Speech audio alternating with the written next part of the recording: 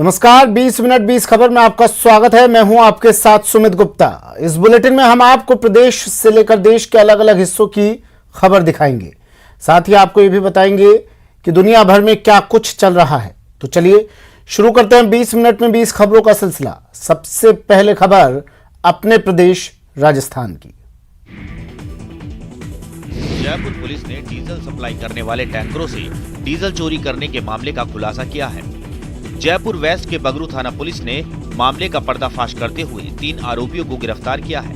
इन आरोपियों ने पिछले 1 साल में करीब 1,80,000 लीटर डीजल चोरी कर रेलवे और पेट्रोल पंप संचालकों को करीब 1,45,00,000 रुपए का चूना लगाया है। पुलिस को ये बड़ी सफलता तब मिली जब मुखबिर की सूचना पर पुलिस ने बगरू इलाके में डार्क नाइट होटल के पीछे एक बाड़े में दबिश दी, जहां तीनों आरोपी एक टैंकर से डीजल निकाल रहे थे। पुलिस ने आरोपियों के पास से करीब 1700 लीटर डीजल, एक डीजल टैंकर, एक टेम्पो, एक कार, एक बाइक, वेल्डिंग मशीन और कई सामग्री जब्त की। आरोपियों के मुताबिक वे टैंकर चालक से 50 रुपए की दर से डीजल खरीदते थे और 80 रुपए प्रति लीटर की दर से किसानों और पेट्रोल पंप संचालकों को बेच दिया करते थे। पुलिस के अनुसार गिरोह का सरगना विजेंद्र मीणा जोबनेर का रहने वाला है। इस मामले में रेलवे के कुछ कर्मचारियों की मिलीभगत की बात भी सामने आ रही है और अन्य ऐसे सेक्लूटेड एक सुनसान एरिया में ऐसे स्थानों को इन्होंने चिन्हित किया हुआ है जहां पर टैंकरों को ले जाकर उनसे कट लगाकर वो तेल की चोरी करते थे। परिवहन और सड़क सुरक्षा विभाग की ड्राइविंग लाइसेंस के जरिए अंगदान की घोषणा कराने की पहल को लगातार समर्थन मिल रहा है। अब इस मुहिम को धरातल पर उतारने और आगे बढ़ाने के लिए state organ and tissue transplant organisation यानी सीटो भी शामिल हो गया है। इसको लेकर परिवहन विभाग में परिवहन एवं सड़क सुरक्षा आयुक्त महेंद्र सोनी और सीटो के पदाधिकारियों के बीच विस्तृत चर्चा हुई। बैठक के बाद सोनी ने बताया कि अंगदान की सहमति देने वाले ड्राइविंग लाइसेंस धारियों का डेटा सीटो को दिया जाएगा, ताकि सहमति देने वाले लाइसेंस धारक की मृत्यु या ब्रेन डेड होने पर उनके परिजनों की काउंसलिंग आसान हो। परिजनों से मृतक के अंगदान की सहमति में मदद मिलेगी। सोनी ने बताया कि अभी तक 3,14,000 से अधिक ड्राइविंग लाइसेंस धारी अंगदान की घोषणा कर चुके हैं। संभवतः ये आंकड़ा पूरे देश में सबसे अधिक है। आपको बता दें कि भारत में अंग नहीं मिलने के कारण हर साल 5 लाख से ज्यादा लोगों की असमय मौत हो जाती है। ऐसे में परिवहन और सड़क सुरक्षा विभाग की अंगदान कराने की मुहिम ऐसे लोगों के लिए वरदान साबित होगी। शिक्षा की काशी के नाम से देश में अपनी पहचान बनाने वाले कोटा शहर में करीब 800 करोड़ की लागत से ऐतिहासिक चंबल रिवर फ्रंट का निर्माण किया जा रहा है। इस चंबल रिवर फ्रंट के दोनों किनारों पर कई अन्य ऐतिहासिक रचनाएं भी की जा रही हैं। इसी कड़ी में एक और विश्व कीर्तिमान बनने जा रहा है। जी हां, चंबल रिवर फ्रंट के सकतपुरा साइट पर विश्व की सबसे बड़ी घंटी का निर्माण होगा, जिसका वजन 57,000 किलो होगा। दावा ये भी किया जा रहा है कि घंटी बनने पर 3 वर्ल्ड रिकॉर्ड गिनीज बुक में शामिल हो जाएंगे। अभी तक दुनिया की सबसे बड़ी घंटी चीन में बनी है, जो कि 8 मीटर से भी ज्यादा बड़ी है। दूसरी सबसे बड़ी घंटी का निर्माण मॉस्को में हुआ है। इंजीनियर देवेंद्र कुमार आर्य ने बताया कि रात के समय जब भी इस घंटी को बजाया जाएगा, इसकी ध्वनि तरंगे 7 से 8 किलोमीटर तक सुनाई देंगी। ये घंटी जमीनी सतह से 70 फीट ऊंचे स्टैंड पर लटकाई जाएगी। इस प्रोजेक्ट को करीब 150 दिनों में पूरा कर दिया जाएगा। इस बेमिसाल घंटी की उम्र 5000 साल होगी। इस घंटी की सबसे बड़ी खासियत ये रहेगी कि ये दुनिया की एकमात्र और सबसे बड़ी सिंगल पीस कास्टिंग होगी। हमारा देश अपनी अनोखी परंपरा और संस्कृति के लिए जाना जाता है। भारतीय संस्कृति और परंपराओं में गाय को माता का दर्जा दिया गया है। वैसे तो सामूहिक विवाह सम्मेलन और तुलसी विवाह जैसी परंपराएं नियमित रूप से हमारे समाज में चली आ रही हैं। वहीं चित्तौड़गढ़ जिले में लोगों ने एक नई परंपरा की शुरुआत की, जहां संतान और सुख समृद्धि की कामना के लिए एक परिवार ने गो नंदी विवाह का आयोजन किया। जहां संतान और सुख समृद्धि की कामना से एक परिवार ने गो नंदी विवाह का आयोजन किया। जिले के नाहरगढ़ गांव में आयोजित इस विवाह समारोह में सभी रीति रिवाजों को निभाया गया, जहां मेहंदी से लेकर अग्नि के 7 फेरों की सभी रस्में निभाई गई। धूमधाम से बिंदौरी निकाली गई। इस विवाह का एक अकेला परिवार नहीं, वरन पूरा का पूरा गांव साक्षी बना। बड़ी संख्या में लोग इस अनूठे विवाह के भागीदार बने। इस गौ नंदी विवाह का आयोजन शंकर लाल जाट ने करवाया। दरअसल इनकी कोई संतान नहीं है। ऐसे में संतान की कामना से उन्होंने ये अनोखा आयोजन करवाया। गौ माता का है जो सतीशी का, ये देश का है जो वासी, इसलिए कराया। 20 मिनट 20 खबर में आपका स्वागत है। मैं हूं आपके साथ सुमित गुप्ता। इस बुलेटिन में हम आपको प्रदेश से लेकर देश के अलग अलग हिस्सों की खबर दिखाएंगे। साथ ही आपको ये भी बताएंगे कि दुनिया भर में क्या कुछ चल रहा है। देश का है जो वासी, इसलिए कराया। आजादी की 75वीं वर्षगांठ को आजादी के अमृत महोत्सव के तौर पर मनाया जा रहा है। इस मौके पर 20 फरवरी 2022 तक 75 करोड़ सूर्य नमस्कार का लक्ष्य रखा गया है। 3 जनवरी को इसकी शुरुआत हैदराबाद से हुई थी और अब ऐसे कार्यक्रम पूरे देश में आयोजित किए जा रहे हैं। फिट इंडिया और आयुष मंत्रालय के सहयोग से आयोजित इस योगामृत महोत्सव का राजसमंद के नाथद्वारा में भी आयोजन किया गया। श्रीनाथ माहेश्वरी महिला मंडल के तत्वाधान में आयोजित सामूहिक सूर्य नमस्कार में शामिल लोगों का उत्साह देखते ही बन रहा था। कॉलोनी के लोगों ने सूर्य नमस्कार कर 75 करोड़ सूर्य नमस्कार के लक्ष्य को पूरा करने का संकल्प लिया। अमृत महोत्सव के 75वीं वर्षगांठ पर जो पूरा देश अमृत महोत्सव मना रहा है, उसमें अखिल भारतीय माहेश्वरी महिला मंडल की ओर से पूरे विश्व स्तर पर यह कार्यक्रम रखा गया है, जिसमें वर्ल्ड रिकॉर्ड बनाया जा रहा है और 75 करोड़ एक साथ सूर्य नमस्कार किए जा रहे हैं। 75 फीट लंबा तिरंगा और युवाओं का जोश। राजसमंद के विवेकानंद चौराहे से जब तिरंगा यात्रा निकली तो सारा शहर देशभक्ति में रंगा नजर आया। शहर के मुख्य मार्गों से गुजरती हुई ये तिरंगा यात्रा 100 फीट स्थित शहीद स्मारक पहुंचकर संपन्न हुई। यात्रा के दौरान अखिल भारतीय विद्यार्थी परिषद के कार्यकर्ता 75 फीट लंबा तिरंगा लिए हुए संगठन के जयघोष लगाते हुए चल रहे थे। दरअसल आजादी के 75 वर्ष पूरे होने पर देश के कई शहरों में अमृत महोत्सव का आयोजन चल रहा है। इसी कड़ी में अखिल भारतीय विद्यार्थी परिषद 26 जनवरी से लेकर 30 जनवरी तक हर शहर में 75 फीट लंबे तिरंगे के साथ यात्रा निकाल रही है। राजसमंद में एबीवीपी ने यात्रा निकाली और देश सेवा और देशभक्ति का संदेश दिया। आज़ादी के 75 वर्ष होने पर अमृत महोत्सव के रूप में आयोजित किया जा रहा तिरंगा यात्रा पूरे भारत भर में एबीवीपी की प्रत्येक नगर इकाई पे विद्यार्थी परिषद द्वारा ये तिरंगा यात्रा आयोजन की जाएगी। ये 75 फीट का तिरंगा है। राजधानी जयपुर के जगतपुरा शूटिंग रेंज में स्थित आर्चरी रेंज के हाल इन दिनों बदहाल हैं। यहाँ न तो तीरंदाजी की प्रैक्टिस के लिए मूलभूत सुविधाएं उपलब्ध हैं और न ही कोच। मैदान के ऐसे हालात हैं कि साधे गए तीर को लाने के लिए कांटों के रास्ते से होकर गुजरना पड़ता है। यहाँ आर्चरी रेंज में करीब 40 खिलाड़ी नियमित रूप से अभ्यास के लिए आते हैं, लेकिन पिछले कई दिनों से इन खिलाड़ियों को ट्रेनिंग देने वाला या फिर गाइडेंस के लिए कोई कोच नहीं है। प्रतिनियुक्ति पर लगी कोच का 1 महीने पहले उनके गृह जिले में तबादला हो चुका है। उसके बाद से ही इन खिलाड़ियों को भारी समस्या का सामना करना पड़ रहा है। ऐसे में अब खिलाड़ियों ने मुख्यमंत्री गहलोत और खेल मंत्री अशोक चांदना से जल्द कोच उपलब्ध करवाने की मांग की है। साथ ही मैदान को सुधारने की भी गुहार लगाई है। मैं यहाँ नियमित रूप से अभ्यास करने के लिए आता हूँ, लेकिन पिछले 1 महीने से हमारे पास कोच नहीं है। उनका ट्रांसफर हो चुका है कहीं और। हमारी गलती हमें पता नहीं चल पा रही है। हमें यहाँ पे टॉर्च ना मिलने से बहुत प्रॉब्लम होती है और सरकार से हाथ जोड़ के निवेदन है यहाँ पे टॉर्च लगाए। बूंदी के रामगढ़ विषधारी वन्य जीव अभयारण्य को टाइगर रिजर्व के रूप में NTCA की अनुमति मिलने के बाद इस अभयारण्य के फिर से आबाद होने की उम्मीद बढ़ गई है। अरावली की पर्वत श्रृंखला के बीच निकल रही मेज नदी और सघन वन के 307 वर्ग किलोमीटर क्षेत्र में फैला ये रामगढ़ विषधारी अभयारण्य को टाइगर रिजर्व का दर्जा मिल जाए तो सवाई माधोपुर की तरह ही बूंदी विश्व पर्यटन मंच पर अपनी पहचान बनाने में सफल होगा। जंगल बुक के रचयिता और बाल साहित्य के नोबेल विजेता रुडयार्ड किपलिंग की पसंदीदा जगह रही बूंदी में ऐसा बहुत कुछ है जो परदेसी सैलानियों को दीवाना बना सकता है। रामगढ़ टाइगर रिजर्व को केंद्र की ओर से मंजूरी मिल चुकी है।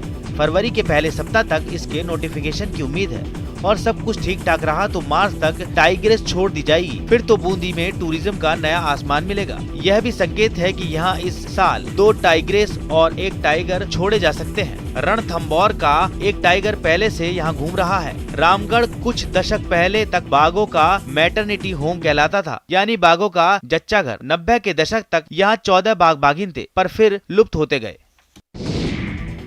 प्रदेश में बॉर्डर टूरिज्म को बढ़ावा देने के लिए बीएसएफ ने पहली बार सीमा दर्शन योजना की तैयारी की है, जिसके तहत लोग बीकानेर और जैसलमेर से सटे भारत पाक बॉर्डर पर वाघा बॉर्डर जैसी बीटिंग द रिट्रीट सेरेमनी देख सकेंगे। फरवरी के दूसरे सप्ताह में ये आयोजन आम नागरिकों के लिए शुरू हो जाएगा। सीमा पर पाबंदियों के चलते सिर्फ भारतीय नागरिक ही इसमें भाग ले सकेंगे। विदेशी नागरिकों को इस कार्यक्रम में फिलहाल प्रवेश नहीं मिलेगा। बीएसएफ डीआईजी पुष्पेंद्र सिंह राठौड़ ने बताया कि यह अनूठा आयोजन खाजूवाला में होगा। वाघा बॉर्डर से तुलना करें तो सिर्फ पाकिस्तानी रेंजर्स ही इस परेड में शामिल नहीं होंगे, बाकी शेष सारा आयोजन वैसा ही होगा। इसके लिए खाजूवाला में मुख्य सड़क के पास ही जगह चिन्हित कर ली गई है और यहाँ परेड ट्रैक बनाने का काम जल्द ही शुरू हो जाएगा। प्रयास रहेगा कि आयोजन हर रविवार को हो ताकि आम आदमी परिवार के साथ इसे देख सके। सीमा क्षेत्र से जुड़े लोगों का मानना है कि इससे युवाओं में देशभक्ति की भावना बढ़ेगी और सीमावर्ती क्षेत्र में पर्यटकों के आने से रोजगार के मौके भी बढ़ेंगे। और उसके अंदर अगर आप देखें वेस्टर्न बॉर्डर पे तो अटारी में लोग बहुत जाते हैं, अटारी वाघा परेड देखने जाते हैं, रिट्रीट सेरेमनी वहाँ होती है। थार पारकर पाकिस्तान के सिंध क्षेत्र का वो जिला जहां की गायें मरुस्थल की गर्मी और सबसे अलग मौसम में रहने के बावजूद सबसे ज्यादा दूध देती हैं। भारत और पाकिस्तान अलग होने के बाद ये गायें इस रेतीले मरुस्थल को पार कर भारत भी आ गईं, जिसके बाद थार को पार करके आने और मूलतः पाकिस्तान के थार पारकर से संबंध रखने वाली गाय का नाम भी थार पारकर हो गया। 45 डिग्री के तापमान में जहां गायों के दूध में 30 से 40% तक गिरावट आ जाती है, वहीं थार पारकर गाय की सेहत पर इसका कोई प्रभाव नहीं पड़ता, जिसे देखते हुए इसके लिए केंद्र सरकार ने जैसलमेर में बुल मदर फार्म की स्थापना की, जिसके बाद 1984 में सुखाड़िया विश्वविद्यालय के हाथ में इस केंद्र की कमान सौंप दी गई। उसके बाद 2010 में बीकानेर के राजस्थान पशु चिकित्सा और पशु विज्ञान विश्वविद्यालय को इसका जिम्मा सौंपा गया। साथ ही जैसलमेर के चांदन में स्थित बुल मदर फार्म का नाम बदलकर पशुधन अनुसंधान केंद्र कर दिया गया। केंद्र सरकार का बुल मदर फार्म लगाने का उद्देश्य था कि इस उन्नत किस्म के गौवंश का ज्यादा से ज्यादा संरक्षण किया जाए ताकि गौवंश की ये विशेष प्रजाति हिंदुस्तान में विलुप्त ना हो।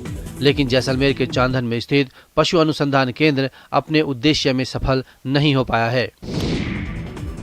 अजमेर की बेटी ने एक बार फिर मरुधरा की आन बान शान में 4 चांद लगा दिए हैं। जी हां, वायुसेना में स्क्वाड्रन लीडर अजमेर की स्वाति राठौड़ ने लगातार दूसरी बार गणतंत्र दिवस पर आयोजित परेड में तिरंगा लेकर अत्याधुनिक हेलीकॉप्टर MIV-5 से उड़ान भरी और प्रदेश को गौरव प्रदान किया। राजपथ पर गणतंत्र दिवस पर आयोजित फ्लाई पास्ट में अजमेर की रहने वाली भारतीय वायुसेना की स्क्वाड्रन लीडर स्वाति राठौड़ सबसे अग्रिम बेड़े में शामिल रहीं। इस बेड़े में वायुसेना के MIV-5 हेलीकॉप्टर तिरंगे के साथ राष्ट्रपति को सलामी देते हैं। जैसे ही विमानों का ये बेड़ा राजपथ के आसमान में नजर आया, दर्शक दीर्घात तालियों की गड़गड़ाहट से गूंज उठी। इससे पहले स्वाति दिल्ली में आयोजित भारतीय वायुसेना दिवस पर 8 अक्टूबर 2020 और 8 अक्टूबर 2021 को भी लगातार 2 बार फ्लाई पास्ट कर चुकी हैं। स्वाति अजमेर में कृषि विभाग में उप निदेशक भवानी सिंह राठौड़ की बेटी हैं और इनके पति मेजर वैभव सिंह थल सेना के कमीशन ऑफिसर हैं। स्वाति ने पिछले गणतंत्र दिवस पर किसी भी महिला पायलट द्वारा फ्लाई पास्ट के अग्रिम बेड़े में भारतीय महिला बनने का गौरव हासिल किया था। और चलिए अब देख लेते हैं कुछ अन्य राज्यों की खबरें। सरकारें भले ही ग्रामीण विकास को लेकर नई योजनाएं चलाने और आधुनिक सुविधाएं उपलब्ध कराने के दावे कर रही है, लेकिन हकीकत में आज भी तमाम गांवों की स्थिति वैसी ही है जैसे 20 साल पहले हुआ करती थी। मुंबई से सटे पालघर के मोखाड़ा परिसर में ऐसी ही घटना सामने आई है, जो सरकारी दावों के मुंह पर तमाचे के समान है। यहाँ सरकारी अस्पताल में एम्बुलेंस नहीं मिलने से एक पिता को अपने 6 साल के बेटे का शव बाइक से ले जाना पड़ा। इस घटना से सरकारी दावों की खूब किरकिरी हो रही है। बताया जाता है कि 22 जनवरी को पारधी के बेटे अजय को बुखार आया तो परिजन उसे त्र्यंबकेश्वर स्थित प्राइवेट दवाखाना में ले गए। एक दिन इलाज करने के बाद डॉक्टर ने उसे सरकारी अस्पताल ले जाने की सलाह दी, जिसके बाद परिजन उसे मोखाड़ा ग्रामीण चिकित्सा केंद्र में ले गए। वहाँ के डॉक्टर ने कहा कि उसे सरकारी अस्पताल में भर्ती कराओ, जिसके बाद उसे कुटरी अस्पताल में भर्ती कराया गया। 25 जनवरी को रात 9 बजे अजय की इलाज के दौरान मौत हो गई। पिता को बच्चे का शव घर ले जाना था। उसने डॉक्टरों से सरकारी एम्बुलेंस की मांग की, लेकिन डॉक्टरों ने कहा कि एम्बुलेंस के लिए पैसे जमा करने होंगे। पारधी के पास पैसे नहीं थे। उसने एम्बुलेंस चालक और डॉक्टरों से विनती की, लेकिन कोई नहीं माना, जिसके बाद पिता ने अपने दोस्त की मदद से बेटे के शव को कड़ाके की ठंड में बाइक से 40 किलोमीटर दूर अपने घर ले गया। असम में मालगाड़ी की चपेट में आकर एक हाथी की मौत हो गई, जबकि एक हाथी घायल हो गया। यह हादसा कामरूप जिले के पलासबारी के घोसाई हाट में हुआ, जहां रेलवे ट्रैक पार कर रहे 2 हाथी मालगाड़ी की चपेट में आ गए। गुवाहाटी से दिल्ली जा रही एक मालगाड़ी की चपेट में आने से एक जंगली हाथी की मौत हो गई, जबकि एक हाथी घायल हो गया और वापस जंगल में चला गया। बताया जाता है मालगाड़ी की चपेट में आने के बाद हाथी करीब 200 मीटर तक घसीटता चला गया। हादसे की सूचना पाकर मौके पर पहुंचे रेलवे और वन अमले ने मृत हाथी को हटाकर पटरी को साफ किया। वन विभाग के अधिकारी ने कहा कि मृत हाथी को पोस्टमार्टम के बाद रेल लाइन के पास दफना दिया गया। स्थानीय लोगों ने रेलवे प्राधिकरण से इस क्षेत्र में गति सीमा को कम करने और जंबो को बचाने के लिए हाथी कॉरिडोर को चिन्हित करने वाला एक बोर्ड लगाने की अपील की है, क्योंकि यहाँ अक्सर हाथी हादसों का शिकार हो रहे हैं। स्थानीय लोगों ने कहा कि क्षेत्र एक सक्रिय हाथी गलियारा है, जहाँ जंगली हाथी अक्सर घूमते रहते हैं। छत्तीसगढ़ के गरियाबंद में पुलिस ने लाखों रुपए के जिंदा पेंगोलिन के साथ एक तस्कर को गिरफ्तार किया। आरोपी पेंगोलिन को बेचने की फिराक में था, लेकिन अपने मंसूबे में कामयाब होता उससे पहले ही पुलिस की गिरफ्त में आ गया। पुलिस ने जब्त पेंगोलिन की कीमत लाखों रुपए में बताई है। पुलिस के मुताबिक कई दिनों से इस इलाके में पेंगोलिन की तस्करी की खबरें मिल रही थी, जिसे गंभीरता से लिया गया। पीपरछेड़ी थाना स्टाफ को मौके पर घेराबंदी के निर्देश दिए गए। इसके अलावा एक स्पेशल टीम भी आरोपी को पकड़ने के लिए रवाना की गई। पीपरछेड़ी थाना पुलिस और स्पेशल टीम ने संयुक्त कार्रवाई करते हुए मुखबिर द्वारा बताए गोडलबाई नाला के पास हुलिया और मोटरसाइकिल क्रमांक के आधार पर घेराबंदी कर एक युवक को रोका। टीम ने युवक की बाइक पर रखे जूट बोरे की तलाशी ली तो उसमें जिंदा पेंगोलिन मिला। पेंगोलिन की कीमत अंतर्राष्ट्रीय बाजार में लाखों में है। बताया जा रहा है कि पेंगोलिन का छाल कई तरह की दवाई बनाने में काम आता है। बरामद पेंगोलिन को वन विभाग को सुपुर्द कर दिया गया है।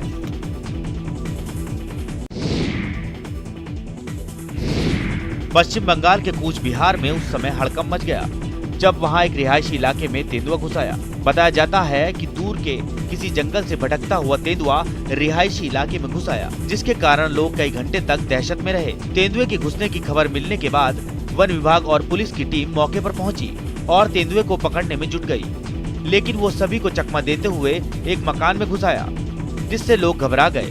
भीड़ के शोर शराबे के बाद वो तेंदुआ कुछ देर के लिए बाहर आया, लेकिन फिर वो मकान के अंदर चला गया। इसके बाद पुलिस और वन विभाग के लोगों ने उसे पकड़ने की कोशिशें तेज कर दी।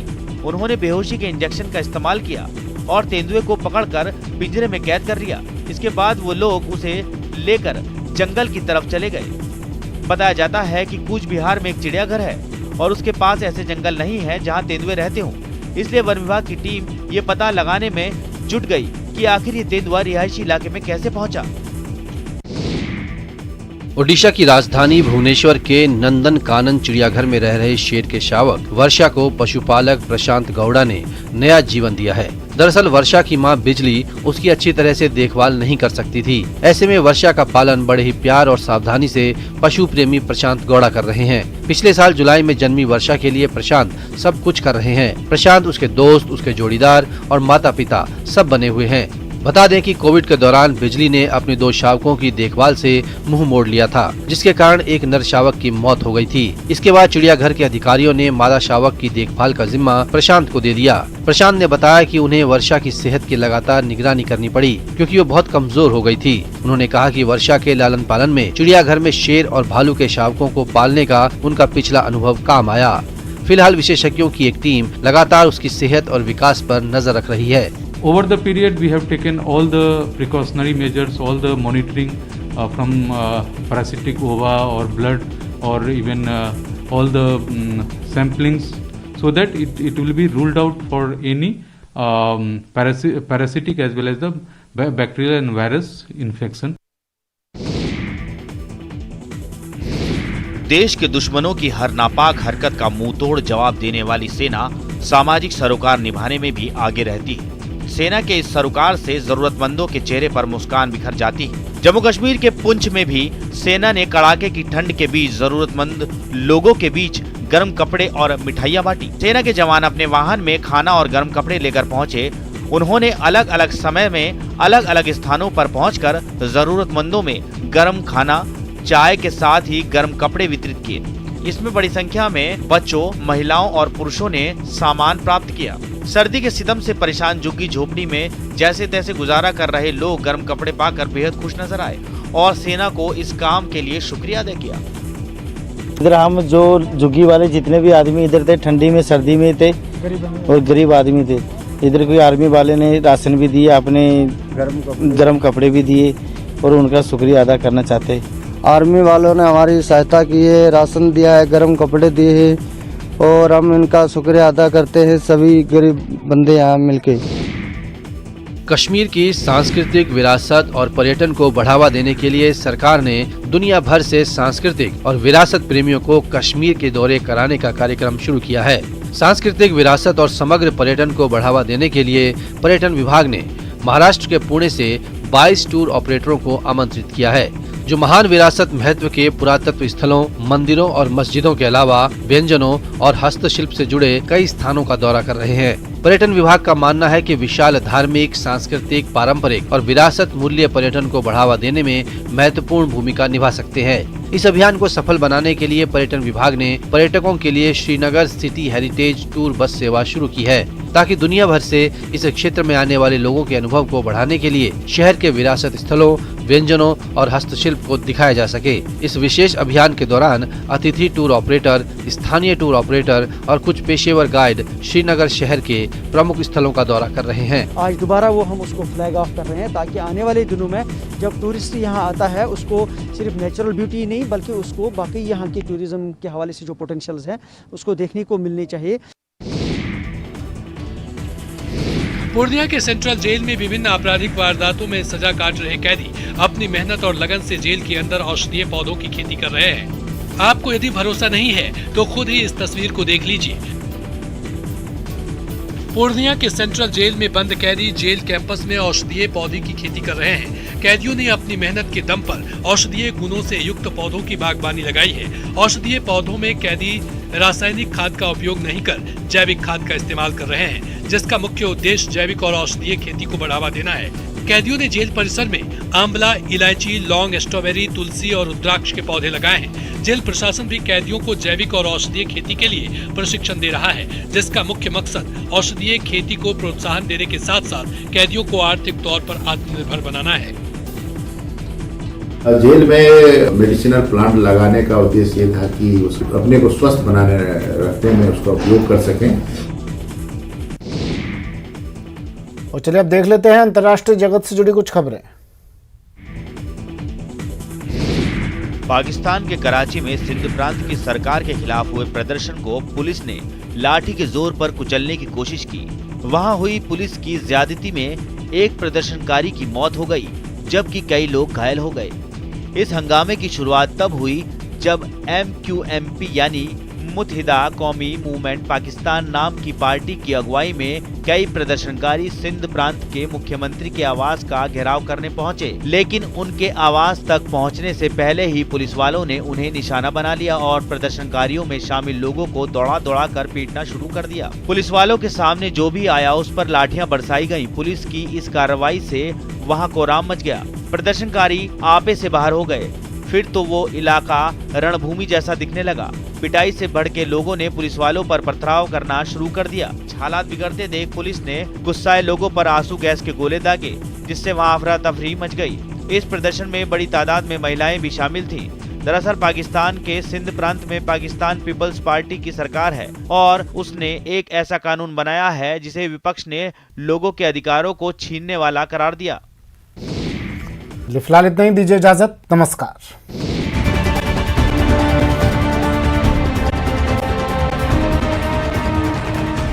हाई